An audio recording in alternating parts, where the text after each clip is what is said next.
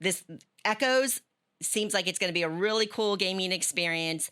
And I loved the dancers. So if you have an opportunity to check that out, please do so. Were the dancers tiny? Where's can I mute you? How do I do that in the mute?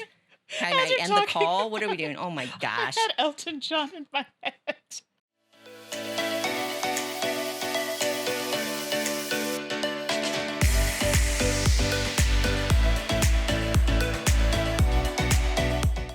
Welcome to episode 1 of the Salt and Sass podcast. I'm Suzanne. And I'm Mandi. Oh my gosh. Welcome everybody to our little gaming podcast.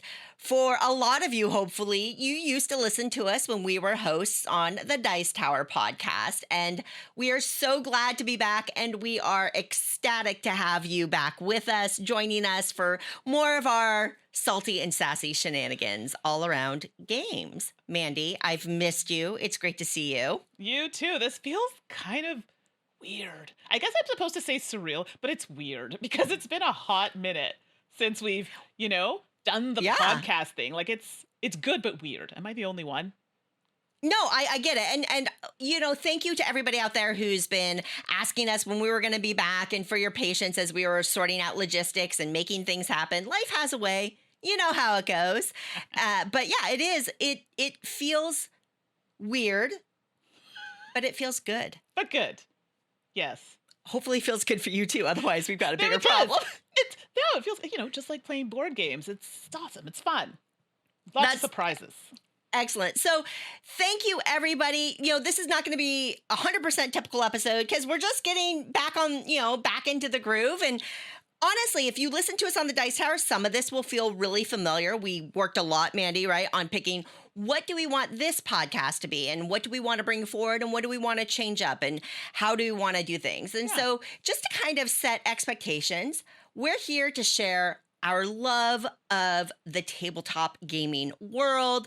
We are going to be talking about games that we've been playing. We're going to be inviting experts from the industry to talk about things that they know about the industry. We're going to be doing Q&A, all that stuff. And we debated it, right, Mandi? But we are keeping and bringing forward our very popular Game Pie section at the end of the show. Yes. And it has not increased in number.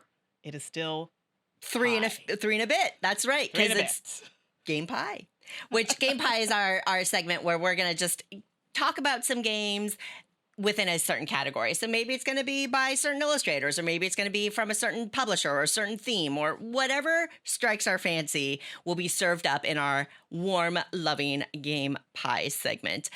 Because honestly, we got a lot of feedback that people enjoyed that. So thank you so much for giving us feedback, because it really helped us shape what we want this show to be. And, as we get rolling, we are open to feedback. You can always reach out to us. We're on social media at Salt and Sass Games, on Twitter especially. You can reach us on Gmail, saltandsassgames@gmail.com. Give us your comments, give us your questions, give us your feedback. We're going to, Mandi, I think one of the things we said is we want to be flexible here, right? Right. Absolutely. We want to be able to make this show something that makes us happy and that makes you happy. And so bring us that commentary, especially as we're getting rolling again, because we want to hear from you for sure. Mandi, what am I forgetting? Anything, any setup that we want to get out of the way before we just kind of, try to get back into the swing? Well, it wasn't mentioned, but I do have to say, when we started, a song came to mind, On the Road Again. That's exactly what I thought of. And then for some reason, I thought of The Littlest Hobo, which is a completely different song. It's a Canadian show. I know. Oh, no. It's already starting. We're back to the Canadian shows. I'm sorry. Just reminded me of that. But anyway, I digress. But I think we covered it all. Okay. Well, that's good. I mean, maybe what we should do is do like 1 minute on who we are. And then we can maybe dig in to crowdfunding. Yes, but I also have a little bit I want to talk about. Just Just a Okay, little. I fine. know it's not a board game, but I'm going to talk about it anyway. Okay. Okay. Just a little bit. Well, But let's do you wanna intros first. Okay. So, Let's hi, do the intro. everybody. My name is Suzanne Sheldon, and I have been playing hobby style board games since the 90s, since about 1994 when I discovered Magic the Gathering, and then playing Magic the Gathering in the back of the local game stores where I discovered games like Quarto or Robo Rally and things like that that really pulled me into the hobby board gaming scene. But the reality is I've been playing games all of my life. I got into kind of the classic card games with my family, card games like bridge and spades and things like that. So I've really been gaming my entire life. About, 8 years ago, 9 years ago, I started making content for the Dice Tower, doing videos on crowdfunding games and on board game apps. And then Mandi and I started doing the Dice Tower podcast. And I actually ended up leaving my 20-year career in advertising, and I now work in the board game industry as well. So hopefully I can bring some of that knowledge into the podcast as well about behind the scenes and what it takes to make board games. Wow, I don't know how I'm supposed to follow that, but here we go. I'm going to try. So, my name is Mandi Hutchinson. And like Suzanne, I've been playing board games my entire life. It was a voluntold activity as a child, but, secretly we were like, nah, this is fun. This is fun.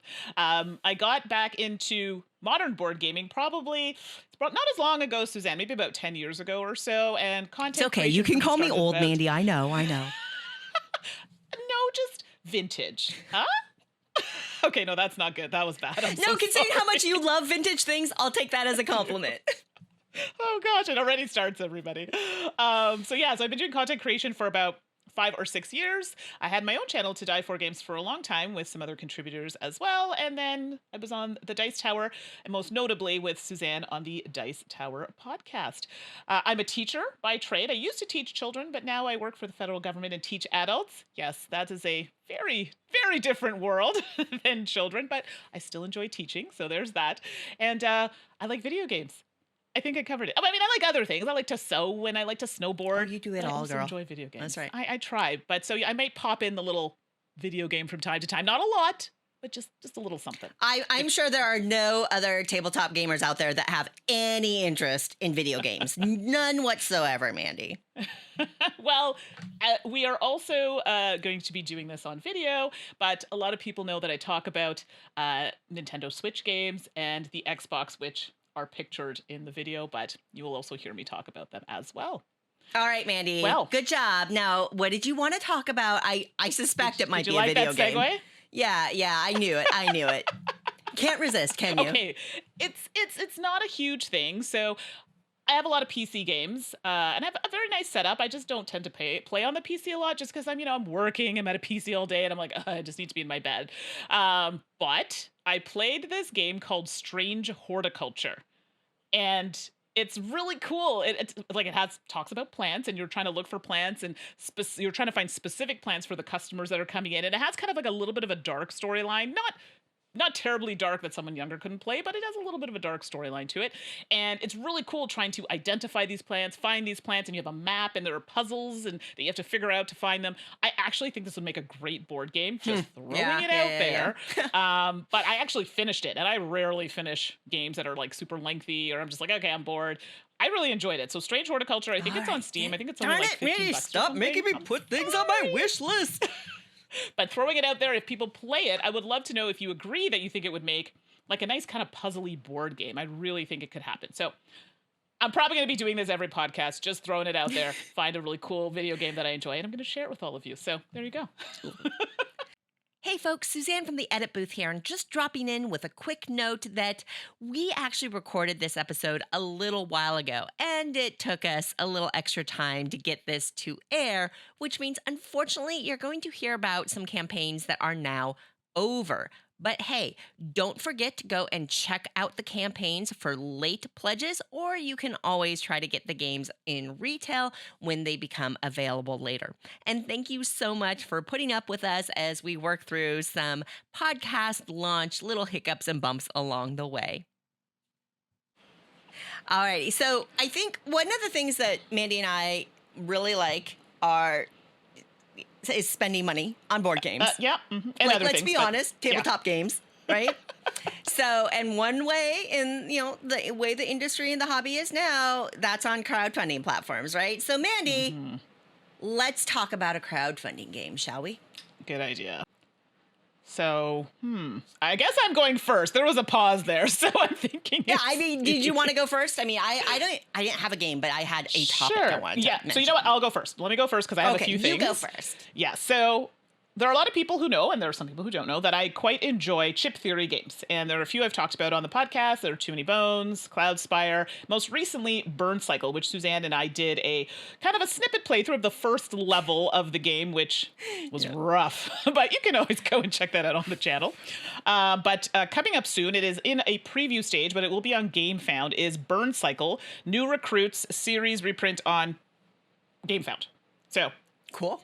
It's going to be, I'm not sure the exact date that it's coming, but I think it's soon. So you're thinking, well, I just bought Burn Cycle, or I just got Burn Cycle. Like, why do I need all these things? So, but it's giving you new recruits. So I know some of you have been playing it religiously. So this will give you a few things that you can add to your game. In addition to that, I also think they're updating rules and booklets in there. So it's just make it a bit easier to follow, or anything that possibly wasn't super clear, which I appreciate. So that's going to be coming up on GameFound, so something that you can take a look for. And I enjoyed Burn Cycle, so it's one that I think you should look at if you didn't get it the first time, or you're interested in adding a little bit more, or getting those updated pieces.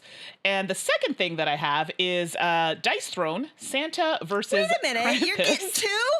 I get two. That's not what we discussed. I'm cheating. I'm allowed. See, this is where the situation, you're Santa and I'm Krampus, and I'm okay with it. So Dice Throne for me is one of those hit or miss games. I feel you have to play it with certain people, or I played it before with some people, they didn't really enjoy it, so it didn't make it fun for me. But I did like it when I played with other people. But the whole Santa versus Krampus theme, I'm here for it. Like, I love this so much. So that is on Kickstarter, and I believe it ends on July 18th. So there you go. Those are my two selections for this podcast. Excellent. So, I didn't have a specific game I wanted to highlight this particular episode, but I did want to talk about some of the crowdfunding and games news that broke somewhat recently. Is that BaackerKit, which is a pledge manager that a lot of campaigns have used for Kickstarters in the past, has decided to start their own crowdfunding platform called Crowdfunding. Now, this may be like nuanced or shades of gray for people, but basically a while back, Kickstarter kind of announced that they were going to explore crypto technology, which a lot of people, including myself, don't care for. We think it's problematic at best. And unfortunately, Kickstarter, the way they handled the announcement and the subsequent discussion and the subsequent questions, they didn't really handle it well, in my opinion, either. And it created a lot of frustration and disappointment within the gaming industry specifically. So people were looking for alternatives, including the already existing Indiegogo. And then, of course, GameFound, which you just mentioned, Mandi, which is a games-focused crowdfunding platform that started out as a pledge manager in the industry. Well, here comes BaackerKit, which is a massive pledge manager that's touched thousands upon thousands upon thousands of campaigns and has millions of users out there. And they are now doing crowdfunding. So, when you're logging in, you're like, oh, what's new? And you might have previously checked Kickstarter, and now maybe you're starting to check GameFound. Now you're going to have BaackerKit to check as well, which I think is really, really interesting. And for full disclosure, so in my role where I support restoration games, I have helped run a campaign or 2 or 3 on Kickstarter, and I have run a campaign on GameFound, and restoration is one of the launch campaigns on BaackerKit's game funding campaign as well. So, Mandi, soon I will be one of the few people that have run a campaign on all 3 different platforms, not Indiegogo, but all those 3 different platforms. So it'll be really interesting to see what comes of that. I have high hopes for the platform in terms of what it can offer to the industry and choice, and focusing on both on user experience, both from a campaign runner's point of view and from a backer's point of view. And I fingers crossed, because I do kind of feel like it's a space where there's opportunity for a group that listens to consumers, that is responsive to feature needs, that's responsive to community, and everything that BaackerKit said so far indicates that that's their direction. So, fingers crossed. And I know this might be more of a discussion for another day, but like, do you think Kickstarter is going to be one of those things that people are like, we're just not going to do that anymore, or until further evidence comes out, it's kind of still we'll see. available? I mean, I think arguably right after some of these announcements, we saw a really big disengagement from Kickstarter within the industry. Right. I think I see some of that coming back. And to be clear, there's not necessarily judgment from me on makers who choose to use Sure. Kickstarter. There are a lot of very valid business reasons that creators feel compelled to use Kickstarter as a platform. Absolutely. Which is a much bigger, longer discussion I won't get into. But yeah, there's reason to believe that some people are going to walk away from it, and there's reason to believe that plenty of people won't. But ultimately, theoretically, in our, capitalist society, choice is good. So Right. No, all this that's fair. offers, if nothing else, is more choice. That's true. Very, very true. Oh, there we go. See, it's always good to be in the know. Always. So, Mandi, Yes. let's talk about some games. I know we've got, you and I both have, we have, this backlog of games that we've been, it's building this. So I many. need to talk about games energy. It's just building up and it's going to explode. I have a lot, and I haven't been playing a ton of newer games, which some people I know are like, yeah, that's great. I think I played Shipyard the other day, which I had never played. It's been sitting on my shelf Classic, for classic. the Yep. longest time, and I'm like, and then It's not Ashley, that classic. It's not that old. Oh my no, gosh. sorry. And when I say older, I just mean ones that are not 2022. Do you know what I mean? Absolutely. And Ashley the shark taught it to me, so we played that together, and it was quite good. I was terrible at it, but quite fun. But we'll save that for another day. Games now that I'm going to talk about now. I feel like there might be some judging here. No judging allowed. Well, okay, you can judge me secretly in your mind. You don't have to tell me about it. But I played Monopoly, Hello Kitty, and Friends. Now I know. People are going, ugh, Monopoly. But this one is so cute. It's so cute. It literally is the whole Sanrio family is there. And for those who have not played Monopoly, just to break it down really simply, you're just trying to acquire different properties on the board, and by doing so, people landing on them, they have to pay you, and you want to try and put out hotels and things like that to make it more expensive.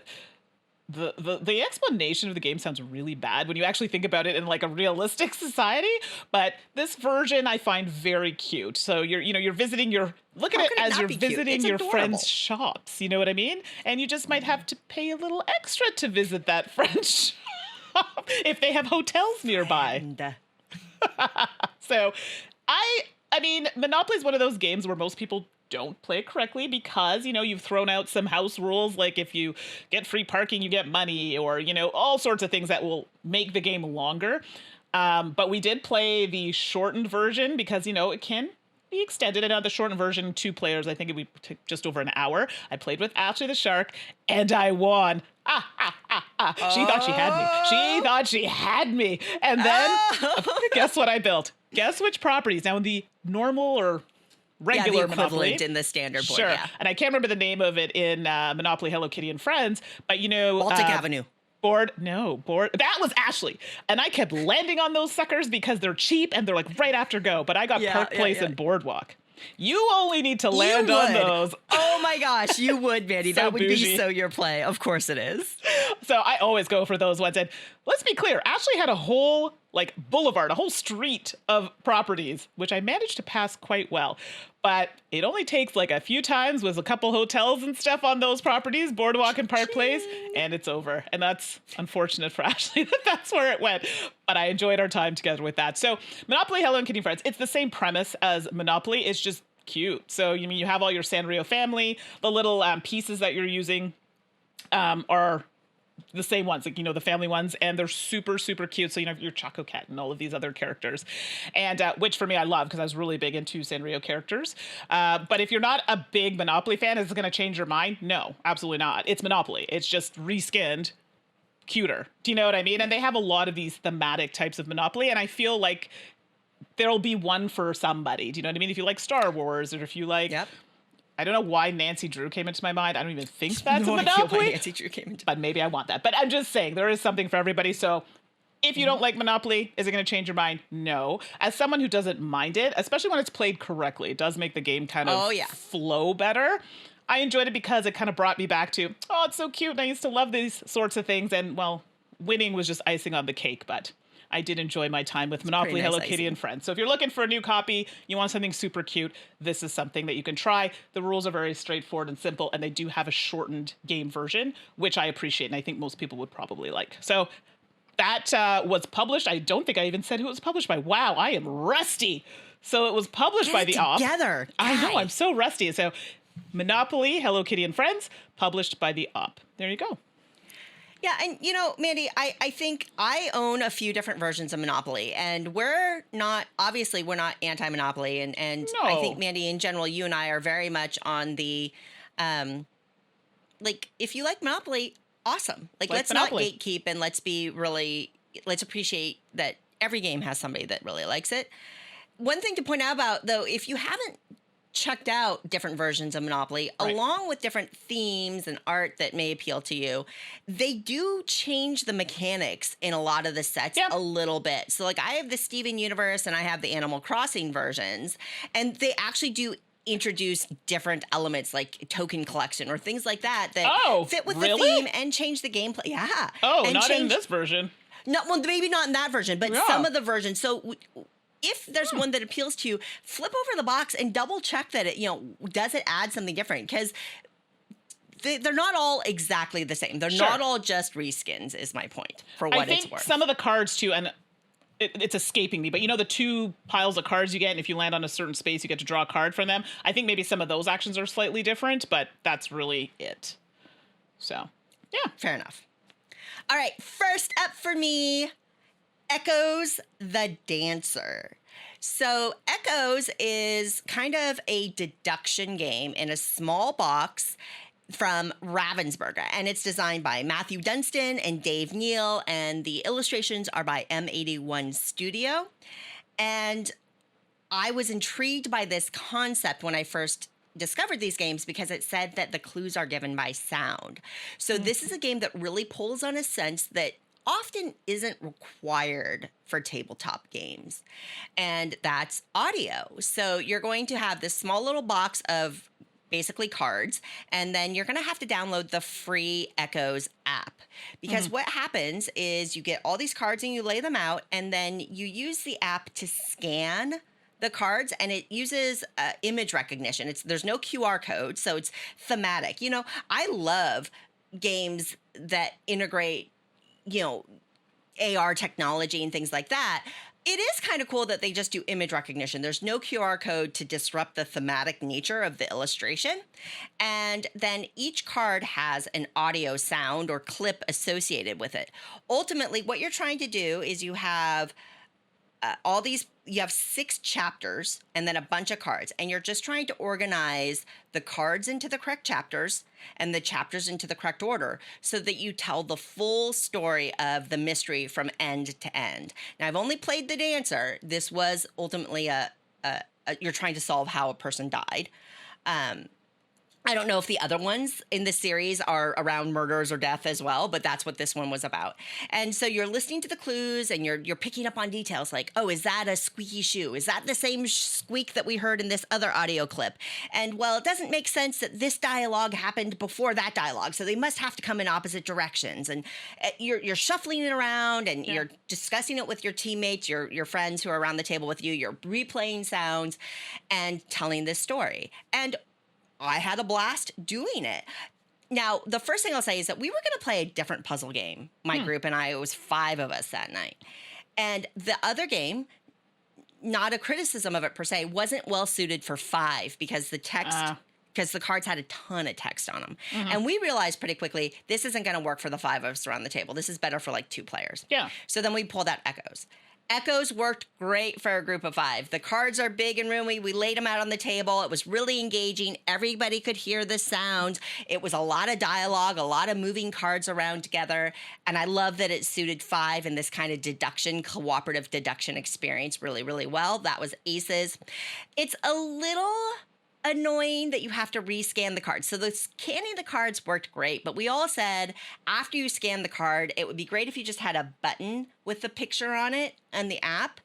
you still need the cards because a lot of it was moving the cards around. It wasn't a game that you could just say, oh, it could all be an app. No, there's a lot of value in the cards being in front of you and that interaction and organization. But for replaying sounds, because you often wanted to go back and listen again and again, not having to rescan the cards would have been maybe nicer for us. But that's such a minor quibble in an overall very positive experience. The games are very inexpensive. I think like $10 to $12, somewhere in there. I can't wait for the next one. This Echoes seems like it's going to be a really cool gaming experience, and I loved the dancers. So if you have an opportunity to check that out, please do so. Were the dancers tiny? Where's the? Can I mute you? How do I do that in the mute? Sorry. Can I end the call? What are we doing? Oh my gosh! I had Elton John in my head. Sorry, but it does. I had not heard of this game. It does sound super fun. Yeah, you're gonna have to show that to me because I've never even heard of it. So yeah, well, maybe you're coming down to visit me in about a month. Yes, So excited! I will save one for us to play together. Okay. Very exciting, and yeah, we'll see how it goes with Ashley. Well, this one's cooperative, so we're all good. Well, this is what I was gonna say. I'm like, and that's why I said cooperative is good. If I have to play against you all, then I might as well just like. Observe. Whatever, you kicked her butt in Monopoly Hello Kitty. Yeah, I know. That was a fluke, though. We'll have to do a rematch. I digress. The last game I'm going to talk about today is one I feel is not getting enough love. I've heard a few people talk about it, which is great, and they had positive things to say, but I feel like it's...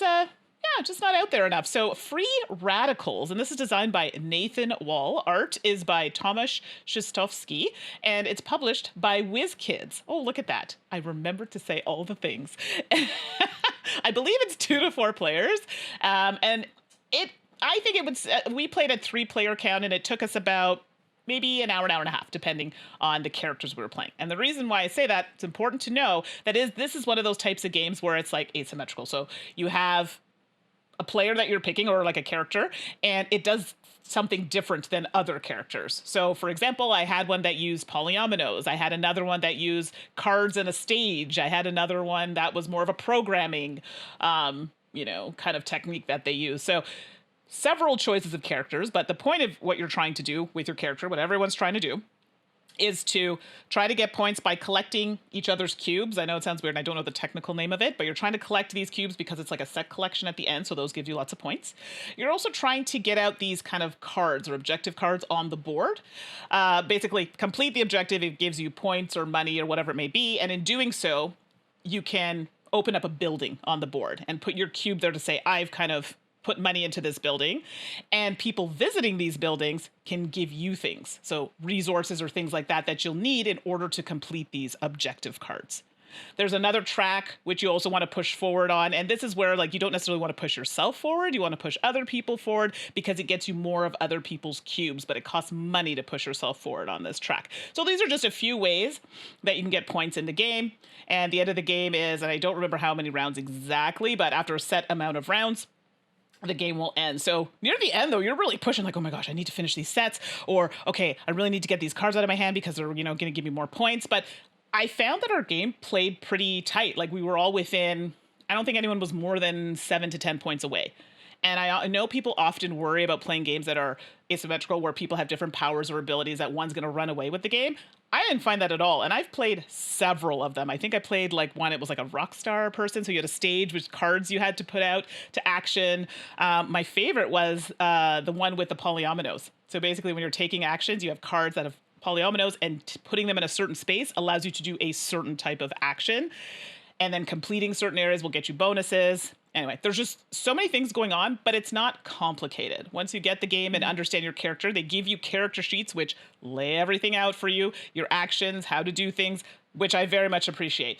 I would recommend laminating them, though, because the quality of paper is But I do, well, I gotta be honest. Yeah, absolutely. But I do appreciate the outlining the characters. You can just sit down, read that in 5 to 10 minutes, not even 10 minutes, and you'll understand what you're supposed to do. So Free Radicals for me, looking at the box, not gonna lie, I was like, ooh, I don't know about this game. It just looks not like my thing at all. And it was pleasant surprise. Myself, my friends were like, oh, this is actually pretty good. And I've played this several times, trying to play through all the different characters. So lots of replayability there, which I very much appreciate. So I don't even think I have like I don't think I really have negative things to say about the game. I feel that there are some characters that I'm not going to be as open to playing because I'm not a fan of programming, and there are a couple that are a little more complex, I love programming. Which there are a couple that you are going to love. For me, I'm good, thank you, but I have choices and I can choose something else that I'd like to play. So they do have a balance with kind of characters that are easier, kind of medium, more complex, and then different styles of play. So I appreciate that. So I really liked it, and I feel like people really need to give it a chance. The art wasn't for me specifically, but just ignore that. The game itself was quite good. So Free Radicals from WizKids, chef's kiss. I loved it. I mean, I gotta say, I haven't prioritized trying this game, but you've talked me into it. I'm gonna try to find a copy because that sounds really fun. So good. Good job, Mandi. Ugh, my wallet curses you. All right, and the last game I'm going to talk about today, Azul Queen's Garden. Now, a lot of folks out there have played some iteration in this Azul line that started with Plan B games, but is now Next Move Games. This is designed by one of the best game designers in the industry, Michael Kiesling, and I mean, I will play anything Michael Kiesling designs at least once, right? Because I'm just so good. And I've really, really liked the Azul game line in general. Now, Mandi, everybody has opinions here. Well, maybe I could check it at the end. But for me personally, before I played Queen's Garden, Classic Azul was probably still my favorite. Yeah, I ended up not preferring the stained glass of Sintra. I liked some things in there, like how you moved and selected, but how does Queen's Garden? Because when I first heard about Queen's Garden, it uses hexagonal tiles that you're putting on your playboard, and then you're trying to create like your garden.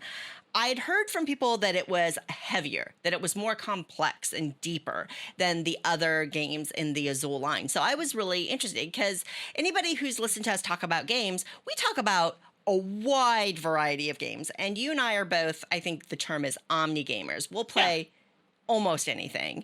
Mandi doesn't prefer dexterity games. I don't prefer memory-involved games, that kind of thing. But yeah, we'll try anything. Sure. But in general, Mandi, both you and I actually prefer slightly heavier games or really heavier games just in day-to-day gaming. So I was like, ooh, Queen's Garden. All right, I'm in. So Azul's Queen Garden uses a lot of the same core mechanisms of Azul, where you get tiles. They go out into a field that you can select from, and you select tiles, and then you place them on your board. That's very Azul formula. In this one, the tiles come out a little differently, and you can choose between these board pieces or the actual like Bakelite, acrylic, whatever plastic tiles they are to put on your board. There's placement adjacency. They all have colors or a pattern on them.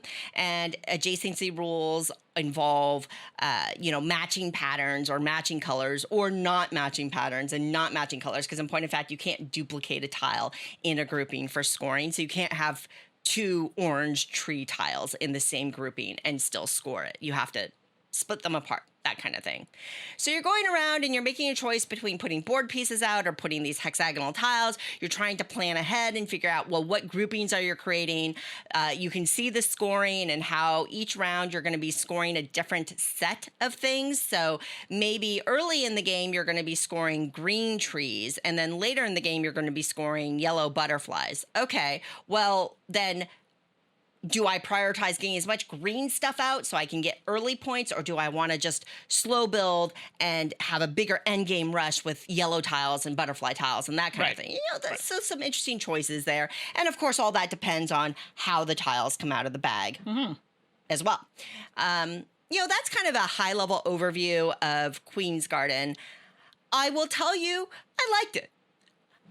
But it was hard to tell I liked it, Mandi. Now, I know you have played this as well. Several times. I think you're going to relate to what I'm about to say next. Our group had to really push through our first game of this because the rule book was not friendly to learning what is a relatively simple game. And there were so many things that were unclear in terms of how the draft worked, how adjacency worked, how scoring worked. There were edge cases that we were trying to figure out examples for that we didn't feel were clear. We were asking questions that we felt were basic, but weren't covered in the rules from what we can tell. And it created a very early game frustrating experience for us that just set the tone negatively. And we kind of pushed through because it's Azul and we thought it would be a short game, and heck, you were pot committed at that point. Now, I will say, once we figured things out and got going, we were around the table in our first game going, okay, wait a minute. This actually is a good game.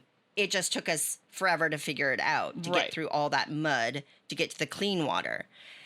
And in the second time I played, it was much smoother. We actually still did, because, it was still a little rough. Sure. We actually still did struggle with the rules a little bit, but at least once the question came up, if it had already been answered in a previous play, it was much smoother that way. So where I fall on Azul's Queen Garden is I actually really do enjoy the game. I think it is a more complex puzzle. You can plan for it a little bit, but like with all these things where there's a random element to coming out, you have to be a little bit flexible, and that really suits my play style. But boy, oh boy, be prepared if you're going in. It's such a short rule book. You think it should be simple, but I think that rule set could have used some love. I gotta be honest. And Mandi, I'm pretty sure you feel the same. Oh, and this isn't the first one. I think there are a couple others where the rule books were a little dicey, but this would be, in my opinion, the worst of the bunch, unfortunately. And rules are really important because it kind of affects the enjoyment of the game. And it took us, I think, after game 2 where we were finally like, okay, we're good. But I remember there were like specific parts, one in particular when you're trying to pay for tiles to go out. And I remember having a discussion, and I was like, no, I'm pretty sure you can't use the same one to pay, or whatever it was, and my friends were like, no, I think it's this. I'm like, if you read it and the words that are being used, it got down to us looking at the punctuation and if something was plural. Seriously, that's how deep it got to see. And then they were like, oh yeah, I see what you're saying, to make sure the rule was correct. And then finally I went on a forum because I couldn't find anything earlier. And literally what I had said was correct. But I was like, it should not have taken that much brain power. Okay. Yeah. Me using my teacherly skills here in grammar to figure out that rule. So that was a little frustrating for me, but I do enjoy the game, even though I call it Azul adjacent. Very, very fair. I think in the world of Azul, this does not overtake basic Azul. No. But I like it better than Stained Glass of Sintra. Me too. We'll see. I'll play it again and see if it adjusts. But I do like the complexity of the puzzle. I really wish it was easier to learn because I still just have that little bitterness right in the back of my mouth over this one and the complexity of learning what is a very simple game. So yeah, I think it's worth a look. Just be prepared when you get into it. Exactly. Apparently the rules in German are a bit clearer. So if you speak German, you might be in better luck. I was hoping the rules were in French, and then sometimes I'll read rules in French and it's... No, seriously though, because sometimes it's clearer in a different language, but it actually wasn't super clear, I don't think, in French, because I believe ours does come with French rules in Canada. But yeah, so good game. I really enjoyed it, but those rules... it's an ouchie. Well, folks, one of the things that I am super excited about is, as we were talking about what segments we wanted to have in our new podcast, we wanted to talk, we wanted to integrate the community. And there were a number of ways that we figured we could do that, whether it's taking questions from you all or whether it's inviting guests on the show, things like that. And as we're just, dialoguing about, Mandi had the greatest idea, which is inviting experts from the field, from our industry, to talk about something that they're super knowledgeable about, super passionate about, something that they care about, whether it's, the legal elements with Justin from Restoration Games, who happens to be a practicing attorney, or shipping, or all the little details, illustration, whatever it is. Mm-hmm. So I really hope that you enjoy listening to these segments over time as well. We're really excited to invite people on to share their passion and their smarts with us as well in the You're the Expert segment. It was a team brainstorm. Team. That's right. We're very collaborative. Hi there, I'm Justin Jacobson, aka the Board Game Necromancer, and I'm the owner of Restoration Games. We specialize in finding beloved, out-of-print games, updating them, and bringing them back for today's modern gamers. But before I started Restoration Games, I practiced law for 20 years. Now, anyone who knows me will not be shocked how excited I am to hear myself talk. I mean, be on the thoroughly zesty Salt and Sass podcast. I'm here today to talk about trademarks, but as an attorney, I need to start things off with a disclaimer. Yes, I am a lawyer, but I'm not your lawyer. This is for educational purposes only, not legal advice. For starters, I'm not licensed to practice law anywhere but Florida, and more importantly, this is just a broad overview. So much of what happens in any given legal case depends on the specific facts of that case. So, with the fine print out of the way, let's jump into the exciting world of trademark law. Now, trademarks are one type of intellectual property, or IP as it's sometimes abbreviated. Property is quite simply a thing that can be owned. From there, the law divides things into tangible and intangible property, which is to say physical things that can be possessed, like cars and board games, and non-physical things, things you can't take home in a bag, things like the four major components of intellectual property: copyright, patents, trademarks, trade secrets, and relevant to this talk, trademarks. Now we'll get into the nuts and bolts in a minute, but what does it really mean to own something? Under the law, the most important feature of property is the rights that it confers to the owner. This includes the right to possession and use of the property, the right to transfer ownership to someone else, whether by sale or gift or your last will and testament, even the right to destroy the property. But the most important aspect of ownership rights in intellectual property, and specifically in trademarks, is the right to prevent others from using it. This makes perfect sense, right? If I own a car, I have the right to prevent you from using it. You don't get to use my car without my permission. Even if you think it's really cool, even if it's just to take a quick trip to the store, even if it bothers you that I hardly ever drive it, it's mine. I own it. You want a car? Go get your own. So what is a trademark? It's all there in the name. It's a mark in trade. That is to say, it's something distinctive that identifies a particular product as belonging to a particular source. And remember what I said, it's really all about the right to prevent other people from using it. Trademarks have been in use for nearly 1,000 years. The idea is that a consumer could buy a product with confidence about its quality, craftsmen could be rewarded for their reputations with loyal customers, and unscrupulous charlatans couldn't try to pass off their lesser goods as someone else's. Although things today are a lot more confusing and sophisticated, it still harkens back to that fundamental principle. If I go into the store and I buy a Diet Coke, I know what it's going to taste like. I don't want to get some counterfeit beverage that some amateur chemist cooked up in their bathtub.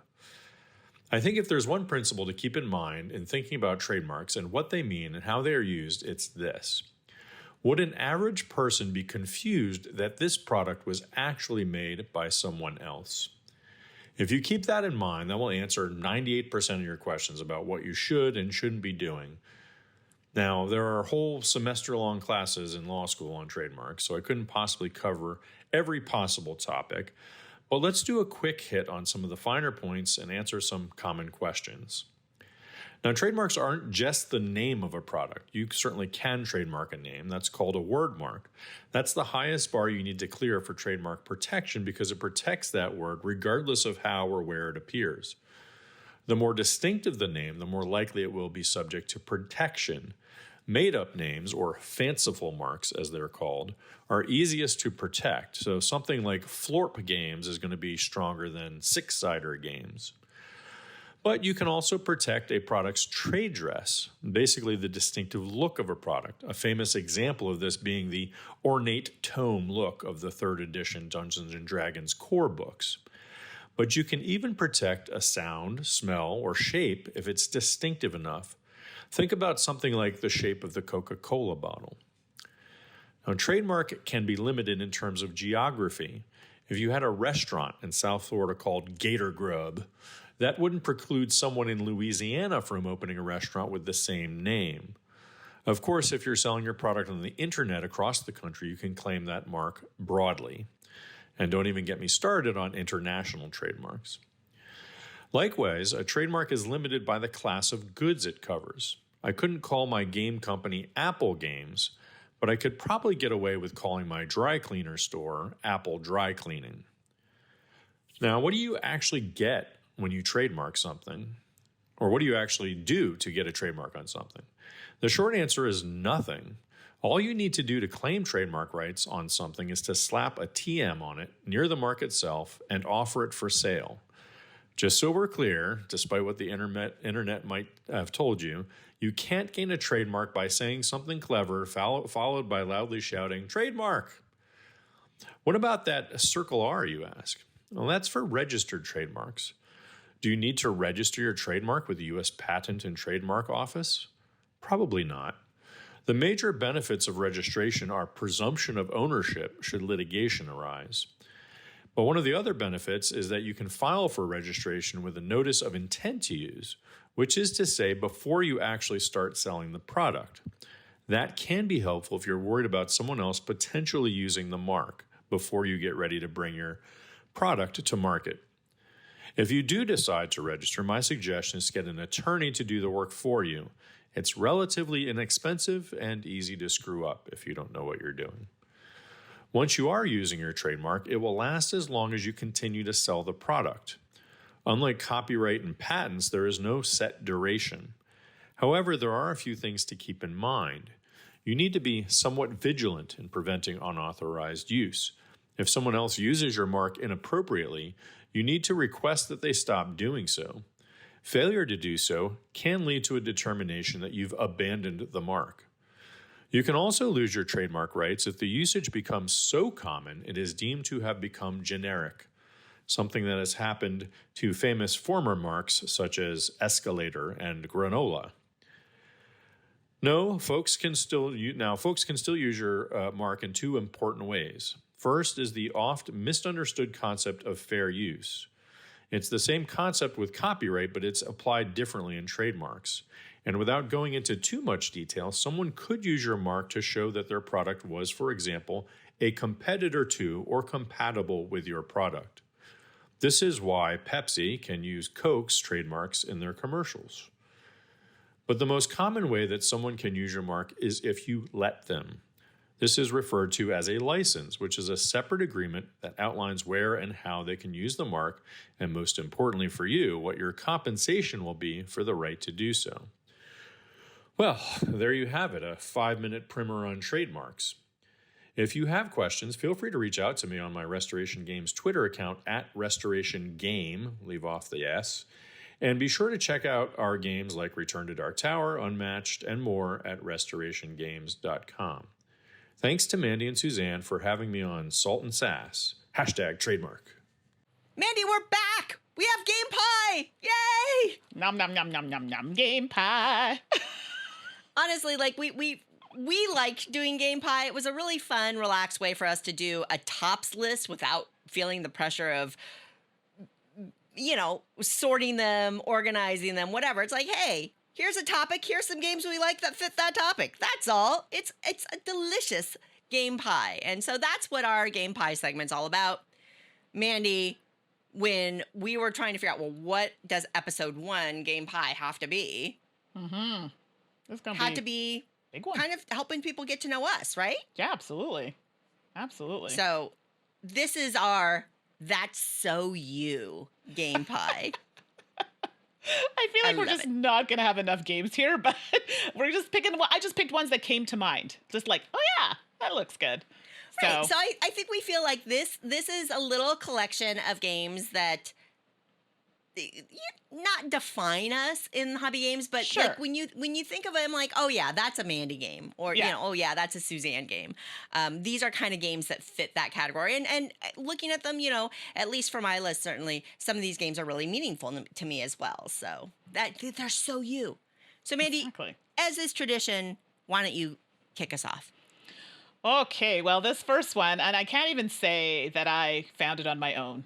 Suzanne is the one who directed my gaze to this game, and I said, ooh, that looks good. Let me spend some money on it.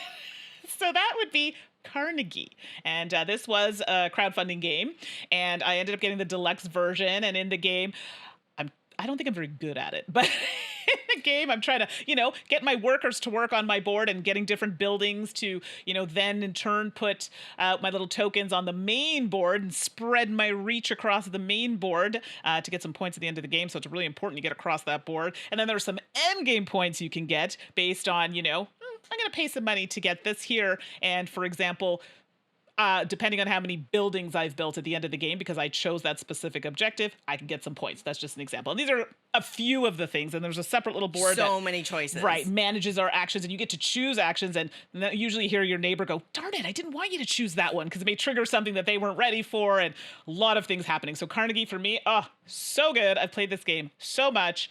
Amazing. Thanks for that suggestion. But this is a me game. Oh, I'm glad 100%. I love Carnegie too. Excellent So choice. I feel like, so for folks who know me, they know I really like the roll and write genre of game, and I feel like you do. Many of these games where you roll a die or you flip a card and then you get a sheet. Yeah, okay. And so I felt like, I have to have a roll and write, but oh my gosh, what roll and write do I pick? That's almost impossible. And it was so many. Ultimately, I decided on Quinto. Quinto has a lot of things about it that I like. Including the fact that it's a roll and write. It has the simplicity that I like about something where it just uses plain D6s and a plain sheet, and voila, you've got a really great game. I love the simplicity, but it's very thinky because you have to write numbers from left to right. They have to ascend. They don't have to be sequential. So it's kind of free form. You have to pick which dice you roll on your turn because you have 3 different dice and they're associated with different rows. So if you roll 2 of the dice, you have a different range of numbers that you can potentially roll versus 3 of the dice versus 1. And the color of the die does matter as well. And then the extra twist is that you can't duplicate a number in a column, and then there's special scoring spots. Right. So for such a simple game, you get to do a lot of thinking with a very simple rule set. And even though I don't think it's supposed to be a high energy game per se, every time I've played it, it ended up having a lot of energy because you care about what other people roll. And so for if sure. I need a high number and Mandi's just going to roll 1 die, maybe I enthusiastically encourage her to roll more dice by pounding on the table and chanting, roll them all, roll them all, roll them all. So, Quinto, I love it. Classic roll and write game. You should try it. Oh, so good. I played that one so much. Carol, I'm looking at you. When we first got it, I think we played that till like 1 a.m. It was so good. So if you haven't figured it out by now, I do generally like worker placement, type games. I'll play anything, but definitely if you think of those games, you're like, that's a Mandi game. And Horseless Carriage is one that had to make my list. Now, this is a little bit of a cheat because I don't think it's available yet, or it's soon available. I was going to say, I have not played. What? But I played it. I played it at a convention, and it is a Splotter game. And other Splotter games that I've mentioned are Food Chain Magnate, which is another one of my favorites. And this one has like an automobile theme, and you are literally building like where you're going to sell your cars, and you're building, how you're going to manufacture your cars. And even that in itself, how you place that will determine the certain kind of parts you need to manufacture. There's like a main board where you're trying to sell your cars, and depending on the types of cars you're building, this is really important, will depend on how much you're going to get for it and which part of the board, right? Because maybe certain areas, I can raise my price a little bit, but you have to be able to reach those areas. And there are other little things in the game that you can do, but I really like this game. I was awful at it, but like most games, I'm awful at them at first until I kind of figure them out. Sure. But it's so interesting to me. And I actually didn't mind the car theme at all because it made sense. You produce the car or manufacture the car. You need the parts in order to do that. And then you need to sell the car. Like, it just makes sense. And I like games that make sense. So Horseless Carriage for me, really good Splotter game. Don't love that it starts at 3-player, but I'm willing to overlook it if I can get a group of 3. Got it. Yeah. Well, next slice for me in my game pie, Robo Rally. I never played this. Robo Rally. Never played it. So Robo Rally is a Richard Garfield game from '95. So part of my love for Robo Rally deals with it's one of the earlier like hobby style games that I really got to dig into back in the old game store. And so without a doubt, a little bit of nostalgia here goes. But it's still an amazing game. So Robo Rally, you are robots working in some unnamed factory, and at the end of the night, when everybody's gone home, you as robots are having these capture the flag death races around the factory floor. So the game board is modular, made of different game boards that you assemble, and then you put out flags and you're racing between the flags. You are shooting lasers at each other. You're getting moved by conveyor belts on the floor. You're getting moved by turners on the floor. You can upgrade yourself with new abilities and new equipment. And you can play as a robot named Twonky, which is amazing. Wait, is it a twerking robot? It could be. It could be. Oh my gosh, Mandi, did you? Oh boy, she just did that. I'm gonna move on and pretend I didn't see that happen. Wow. In my chair. So Robo Rally is also a programming game where you get a hand of cards and you those are the moves you have. So maybe it's move forward, turn left, turn right, move back, whatever. And you have to make the most of it. There are initiative numbers at the top. So there's a chance that if I move forward, but then Mandi moves forward, you could push me off my path, shoot a laser at me, and completely throw me off. So it's programming. There's robotic chaos, and that's going to turn a lot of people off. I love it. I love it all. I love the programming. I love the character. I love the chaos. It's a beautiful, fabulous game. And yeah. I think it's very me, Mandi. It's Robo Rally. That is 100%. You're talking about it, and my eyes like, but definitely I thought, yeah, that's right up Suzanne's alley. So I may have to try it. Can't promise it'll be good. So next one for me is Underwater Cities. Now, don't judge my explanation of this game. It's been a hot minute since I've played it. So these are the things I remember, but I did really enjoy it and love it. And it's still downstairs. And actually now I really want to pull it to the table. But in the game, you're basically using cards to create some actions, and you're trying to create a system with these cards. And there are assistants that are going to help you with your actions, which are nice. But the problem is you're limited on how many of these types of cards you can have out, like your assistants, but also the color of your card and where you're playing on the board matter. So yeah, you can play in a certain spot, but if you want that like extra little boost, you're going to want to play a card that matches the color of the space you're going to. So that's like a very high level overview of the game. It's deeper than that. I have yet to play the expansion, but I'm really loving the base game. But Underwater Cities is definitely one of those heavier, lengthier games, but I never noticed the time when I was playing that game. I would do it, I'm like, oh shoot, it's over? Like, it was so good. So definitely one, now that I'm talking about it, I need to get back to the table and try out that expansion and see how it is. But Underwater Cities, oh yeah, that's like right up my alley. Excellent. Another excellent choice. So my third slice of That's So You Pie is Caylus. Anybody who knows me knows I was going to say Caylus in this because of course. Caylus has long stood as one of my top 5 games of all time. It is kind of a classic, almost one of the earliest examples of a worker placement game. I love worker placement. Mandi, you love worker placement. Yeah. Underwater Cities is essentially a worker placement game, yeah, right? Exactly. Caylus, designed by William Adia, with a famous cover of the stern, disappointed-looking king. Oh my gosh, the Caylus King is classic as well. I mean, practically a meme, right, in the board game world. Yes. And honestly, you're just going along, you're moving, you have this path of tiles. It's so basic and so dry. And that's what I love it.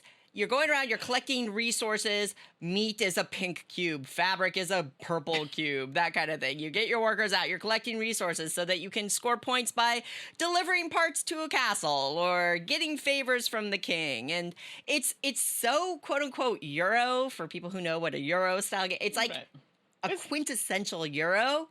But Mandi, I love pushing cubes. Theme schmeme, right? I love wooden cubes in games. Caylus did it early. It did it great. And as far as I'm concerned, it really stands up in terms of gameplay, even almost 20 years later. And the other thing about Caylus is it has a little bit of player interaction in it with this thing called the provost. So after you get all your workers out, there's this piece, and you can try to manipulate it backwards so that you basically cut off your opponents. And even though they had planned on getting resources, if you can cut them off, they don't get them. And then they yell at you, and you make them very mad. And that's also very fun. So if that's your thing, Yeah, So Kalis mean. is your game. So mean. But why do I picture you, me, and Ashley playing, and you and Ashley gang up on me, and then be like, okay, she's out of the picture. Let's go for each other. Ha ha ha ha. Yeah. That sounds like a plan to me. Yeah, exactly. Suzanne game, for sure. The last game on my list, it was close. It was between this game and Scrabble, which my mother's been kicking my butt in lately. I need a win here. But Patchwork is my last choice. And this is one that I play with my mom often. She loves it. This is a game that I trounce her in many times, but she still comes back for more. So, game that just brings like a lot of good memories with my mom. And even though it's a simple game, it really gets your mind going. And I'm really bad at it, and I've often ended up in the negatives. So that might be something I need to work on. But Patchwork for me, excellent game. And it's one of those games like Polyomino. Anytime you're literally creating a quilt with your polyominoes, I'm about it. And then I need to get those little patches, though. I always seem to miss the little ones that plug up the holes that you miss on your thing. Oh, the single ones? Oh, Yeah. it's so frustrating. Go around the time track. And my mom's like, ha, ha, ha, got it. So, yeah, that's literally what I have in my mind. But yes, polyominoes, making a quilt, I'm about it. So, Patchwork, very nice game. By Uwe Rosenberg game. So darn good. So darn good. I even got another version. Got the Halloween version. Right. It's got eyeballs instead of buttons. It's great. I love it. All right, my last slice of game pie. Hey, if you've got a couple of deck of cards, standard decks of cards at home, you can play this game. Pinochle. I have to put an homage to my love of classic card games and classic trick-taking games in here, and Pinochle will likely forever reign as my favorite. I always call Pinochle the gamer's classic card game because in Pinochle there are two phases to play. The first phase, called the meld phase, is where you're trying to make sets with your cards, whether it's like pairs of kings and queens together or getting an actual pinochle, which is a specific queen and a specific jack paired together. And so you can trade cards with your partner, right? It's a 4-player game. You trade cards with your partner, you form these sets, you display your sets, and then you score points based on the meld. Then you scoop up all those cards and you play a pretty standard trick-taking game in which you play a card, other players have to match the suit, the high card takes the trick, you've bid, so you've said, oh, I can get 5 tricks or I can get 7 tricks, and you want to hit that kind of thing. And then you play out a very standard trick-taking game in which you will also score points. And I think that 2-phase play and the way the meld and the trick-taking works together is very quote-unquote gamer, whatever that means. Because the meld, one, you are showing your opponents what cards you have in your hand to get those points. 2, some of the cards that you can score good meld points with, like runs in a suit, can be bad for play. You don't want low cards in play, but to get those meld points, you had to keep them. And I think that drives some really interesting choices. And then there's the social aspect. When you build up a relationship with your Pinochle partner, oh my gosh, you can be wicked good at this game, and it's so much fun. So Pinochle is one of those games that, like, honestly, Mandi, if you haven't played, like, I want to go to conventions with a Pinochle deck and just be like, I'm going to teach you how to play Pinochle because it's that good and you're going to love it. Mandi, have you played Pinochle? Yeah, it's been a hot minute, but yes. Okay. Okay. So Pinochle is my last slice of That Is So You game pie. I know. I'm not even full. Like, I could eat so much more. And I know people will be like, Mandi, why didn't you say this? Or Suzanne, no, this is a you game. There are lots. But yeah, definitely a fun one for us today. Absolutely. Well, Mandi, that feels like an episode. This is the end. Well, of episode 1. Thank you, everybody, for joining us and for being here. Welcome back to our listeners who have joined us from our previous podcast. Welcome to all of you new listeners. We're really excited to have you here with us. You know, and Mandi and I will always say this, that the podcast is just about our love of games and sharing that love with you. Right. And we think it is a pleasure and a privilege to be here podcasting with you. And we really do mean that. You can email us with questions, comments, like we mentioned earlier in the show. We want your feedback on this new format. You can reach us at saltandsassgames@gmail.com. And you can follow us on social media. Mandi, you've set all that up, right? Yeah, so we have on Twitter, Salt and Sass Games. So not and, just the letter N, Salt and Sass Games. You can reach me at 613 Mandi on Twitter and Instagram. And, well, Suzanne, why don't you let everyone else know where they can find you? 425 Suzanne on Twitter and Instagram. And we also have a YouTube channel and a Twitch channel under Salt and Sass Games as well. We'd love for you to go over and visit us there. You might be watching this video podcast on our YouTube channel right now. You might be listening on your favorite podcast player on your mobile device, wherever you are finding us. Thank you so much, and check out our other channels, because we're going to be doing a variety of content on the different channels, kind of catered right to what Twitch does well and what YouTube does well and that kind of thing. Exactly. So there you have it. Yeah, that's a wrap. What? That's a wrap. Click. Yeah. Clapper. Done. And Thanks, scene. everybody. Until next episode, have fun playing games. Yeah, see you next time. Promotional consideration has been provided by game publishers in the form of review copies of games. If you'd like to support the podcast, please check us out on coffee.com, Salt and Sass Games. Thank you for your support. Salt and Sass is produced with love by Suzanne and Mandi, and we'll be back next episode with more salt, more sass, and more games.